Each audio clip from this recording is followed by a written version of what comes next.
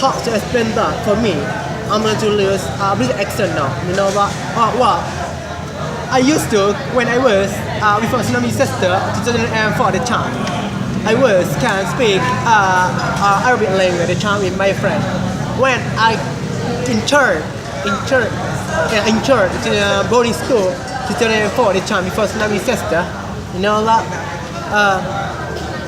I'm totally very hard to change my accent to British and then to English. I'm going to change to American accent. At the time when only entered to boarding school 3 months, I can speak Arabic very fastly because every single day, every single morning, every single night, I myself hit book every vocabulary. Vocabulary with bahon, jujajon, silwalon, kamison, kubon, every single day. And then I practice with my lecturer, my ustad.